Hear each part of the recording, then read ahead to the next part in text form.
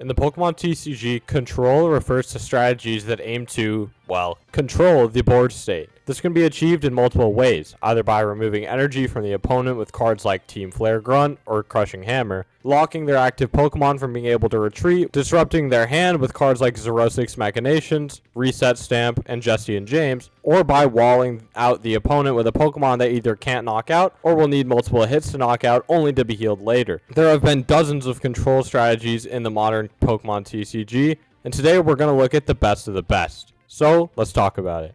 Starting out the video, I'm going to go over some really good control strategies that I don't think make the top 3, then we'll go over the top 3 at the end. First up on the list, we have Wailord EX Stall. This deck came out of nowhere to get second place at the US National Championships in 2015, and it played in a way we really hadn't seen in the modern era up to that point. Wailord EX has a massive 250 HP, the most of any Pokemon ever at the time, and it had an ability that healed status conditions whenever you attached energy to it, and a 5 energy attack that did 120 damage and put the opponent to sleep. While this card actually won Worlds in an Archie's Blastoise deck, it was used here to soak up tons of damage with its massive HP, only to be healed right before being knocked out. Cards like Rough Seas would heal damage slowly over time, but the deck played multiple ways to just fully heal the Wailord. Max Potion discards all energy and heals the damage, and since you didn't play any energy, it would always just heal all damage. AZ puts the Pokemon into your hand. Cassius shuffles it into your deck, and VS Seeker could recycle those supporters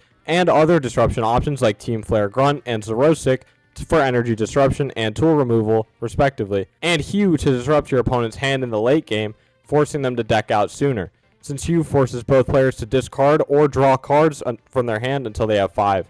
This deck played 4 Wailord, 2 or 3 Suicune, which is a basic Pokemon immune to damage from EX Pokemon, and the rest of the deck was entirely trainer cards. The Wall Stall archetype was born, and it made quite the first impression to people at the US National Championships, with it just barely losing to the GOAT Jason Klaczynski in the finals. It has some other good placements as well over the years, but this Nats second place is really its best result, so I decided not to put it higher. This deck will forever be remembered as one of the most unique strategies of all time. The next deck is one that might be familiar to players of the current standard format, Pidgeot Control. Pidgeot Control is built around Pidgeot EX and its quick search ability, letting you once per turn search for any card from your deck. This provides incredible consistency for multiple non-control decks like Charizard EX. But the control deck uses the ability to search for energy to attack with disruptive Pokemon like Luxray V, which can remove trainer cards from your opponent's hand, Wellspring Mask Ogerpon EX, which can retreat lock your opponent with Sob, or Regigigas, which can recycle trainer cards from the discard pile. Quick Search can also find disruptive supporter cards like Airy to discard items from your opponent's hand, Misfortune Sisters to mill items from their deck, and Giacomo to discard the opponent's special energy at an incomparable rate.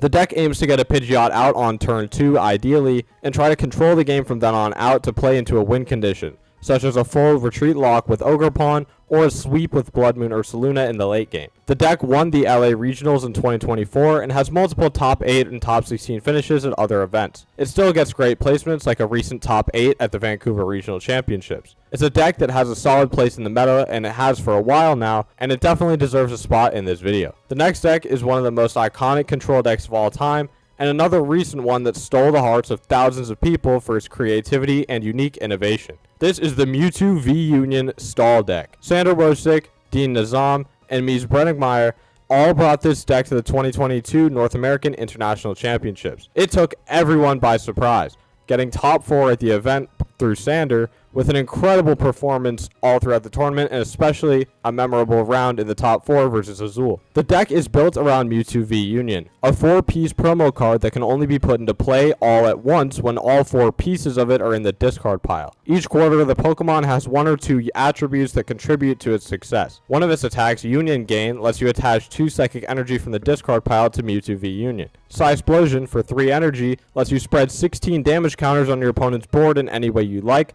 which is just absurd. Final Burn does a flat 300 damage for 4 energy, which is also incredible. The deck, though, was built around the attack Super Regeneration, which, for 3 energy, heals 200 damage from Mewtwo. So, the meta at the time had 3 key players: Palkia decks, Arceus decks, and Mew VMAX decks. Arceus and Palkia both could, at some point in the game, have their whole damage output capped at 200 or below, meaning you could indefinitely loop Super Regeneration until they decked out. And Mew VMAX, the one deck that could consistently one-shot a Mewtwo V-Union, was dealt with through Yveltal from Celebrations with the Cry of Destruction attack, discarding 3 special energy from the opponent's board. Since Mew decks only play special energy, 1 to 2 uses of Yveltal could completely prevent them from attacking for the rest of the game, giving you a free win if that were to happen.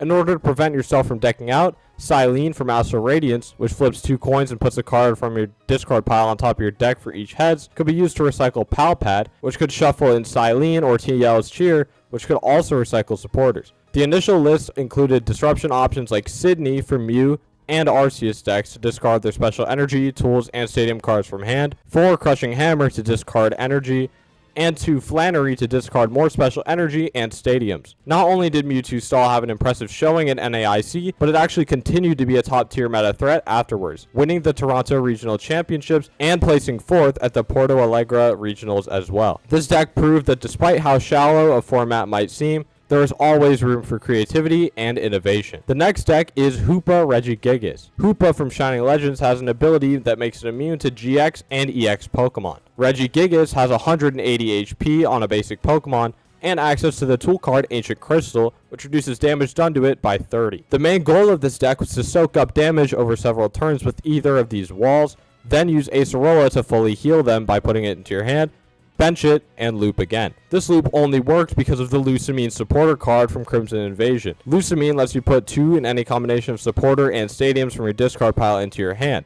So with Lusamine, you can grab 1 Lusamine and an Acerola next turn, then the turn after that, Lusamine again, and loop from there. Tech options in most lists included Lugia GX for its GX attack to Lost Zone a Pokemon and all cards attached to it, Faba to Lost Zone the opponent's special energy, tools, or stadium cards, and Team Skullgrunt to discard energies from the hand. Some lists even played Shrine of Punishment, which not only could be recycled with Lusamine, but also could chip away at your opponent slowly while they struggle to knock anything out, and you would eventually do so much damage over time through the shrine that you would win by knocking out all of your opponent's Pokemon. Max Potion could also be used to heal in a pinch. This deck won the Bristol Regional Championships and has several other top cut placements over its lifespan, so it definitely deserves a spot on this list. The last deck before the top 3 is actually a series of strategies that all use a banned card in the expanded format, and it just so happened to also be the mascot of control decks for a while, Oranguru from Ultra Prism. Resource Management is first attack for 1 colorless energy,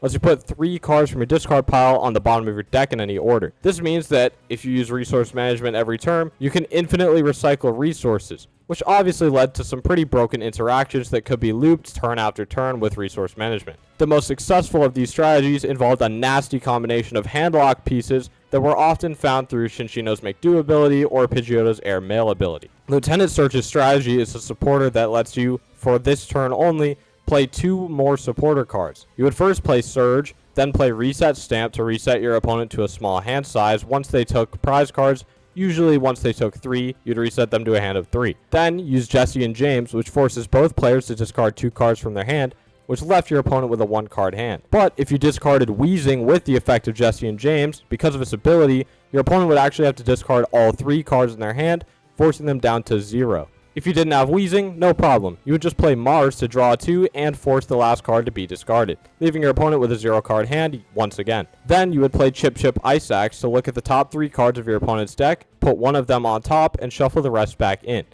This would be used to control the top deck to make sure, hopefully, that your opponent wouldn't draw into anything good. Finally, after all of that, you could use Oranguru to recycle Chip Chip Ice Axe, Surge, and other resources like Crushing Hammer or more disruptive supporter cards, like Faba. It's worth mentioning that before or during this sequence, Articuno GX was often used for its GX attack to discard all energy from your opponent's active Pokemon. It could be flung into the active with its ability, and if you just attach 1 water energy, you could effectively get rid of an entire threat from your opponent's side of the board. Then, just keep looping the Chip Chip and supporter cards until your opponent would eventually deck out and run out of energy. This strategy is the definition of evil, and despite not winning a regional in Western events, other variants of control decks that prominently featured Oranguru did, like a Zoroark GX control deck, which is basically the same as the versions with Pidgeotto, except it doesn't include the handlock strategy, and it uses Zoroark GX as a draw engine instead. This strategy won the Denver Regional Championships in 2019. Oranguru-based decks have cemented themselves as some of the greatest control strategies of all time, and Oranguru is truly the greatest control card of all time in my opinion. Now we move on to the top 3, starting with Iron Thorns EX. Now the reason Iron Thorns is this high is because at the time I'm recording this video in 2025, it is the only control deck to ever win the World Championships in the modern era. That means a lot, but the reason Iron Thorns isn't higher than 3rd despite this Worlds win is because it just hasn't sustained that success after its win at Worlds. Still, a Worlds win is nothing to scoff at, and you could argue Thorns should be even higher at number 2, but I think number 3 is the right place for it. Iron Thorns EX has the ability Initialization, which prevents all other Pokemon with a rule box in play, both yours and your opponents, from using their abilities, except for future Pokemon. Rule box Pokemon are like Pokemon V, Pokemon EX, GX, Radiant Pokemon, just any Pokemon that has a rule written on it, most of the time an extra prize card, or with the Radiant Pokemon that you can't have more than one in your deck. With rule box ability Pokemon running around like Charizard EX, Teal Mask Ogerpon EX, Pidgeot EX, Lumineon V, and Rotom V, Iron Thorns would be a pain to deal with for some of these decks that featured these cards. These decks would play only for Iron Thorns EX to ensure that Initialization was active for the whole game. The problem is that Iron Thorns' attack Volt Cyclone isn't actually that powerful, only doing 140 damage for 3 energy. But with disruption options like Crushing Hammer, Giovanni's Charisma, and Lost City, you could often completely shut down your opponent and slowly beat them down with Volt Cyclone. This strategy is very linear and obviously does have its flaws, but it was a pretty good play for Worlds due to the expected popularity of Lugia, Charizard, and Raging Bolt. It also had a decent but still slightly unfavored Regigigas matchup, meaning it wouldn't automatically lose to the best deck in the room. However, since its only tournament win at Worlds, Iron Thorns just hasn't really done much more. Its placements are very inconsistent, and it just doesn't have great matchups in the current meta, since pretty much every deck that Thorns would otherwise match up well against has tech to counter it. Despite its flaws, that Worlds win is definitely enough to put Iron Thorns in the top 3. Coming in at number 2 is a deck that almost everyone hates, and a deck that will sadly be leaving Standard in a few weeks. Snorlax Stall. I already made a full video on my channel about this deck if you want to go watch that, but the brief summary is this. Snorlax has the block ability, preventing your opponent's active Pokemon from retreating while Snorlax is in the active. With cards like Echoing Horn, Erica's Invitation, and Accompanying Flute, you can often force a liability on your opponent's board to be trapped. Most decks play support Pokemon like Squawkabilly EX, Rotom V, Lumineon V, or Manaphy, which can all be trapped in the active, doing no to little damage. Rotom V is usually the main draw engine for these Snorlax decks, drawing 3 cards to end every turn. Other options to wall out your opponent could include Mimikyu to wall EX and V Pokemon, and Cornerstone Mask Ogerpon EX to wall Pokemon with abilities. Other options for Pokemon include Mawile as a way to retreat lock Pokemon that have abilities that stop block like Fluttermane and Klefki, Regieleki to recycle resources, Mantine to help put more basic Pokemon onto your opponent's bench, and Milotic in order to prevent your opponent from using Professor Turo's scenario to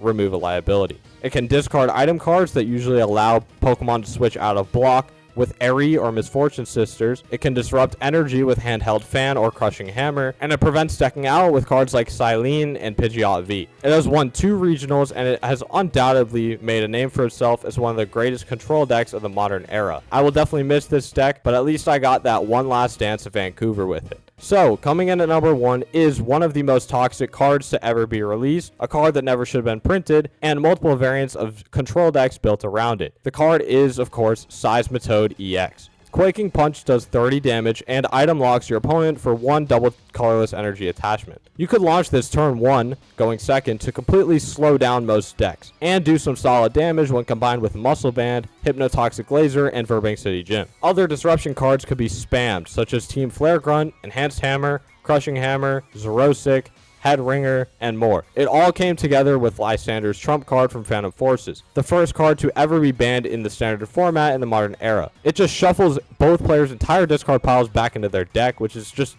obviously broken. I mean, this card should never exist. This is obviously just too good, so they ended up banning it after its abuse with Seismitoad. But over the years, Pokemon like Garbodor to lock abilities, Giratina to become immune to Mega Pokemon and try to prevent your opponent from playing the game through special energy lock, and Regice to wall out EX Pokemon, would all be paired with Seismitoad for more disruption and control. It's won multiple national championships, multiple regional championships, got second at Worlds in 2015, and that's more than enough to make it the greatest control deck of the modern era, and maybe even one of the best of all time. Thanks for watching. I hope you enjoyed this video. Subscribing would mean the world to me. I work really hard to try and squeeze YouTube into my tight schedule, so a subscription would be greatly appreciated. Thank you guys so much for the continued support. Hopefully we can hit 400 subscribers soon. Anyways, take care. Have a good one. Bye.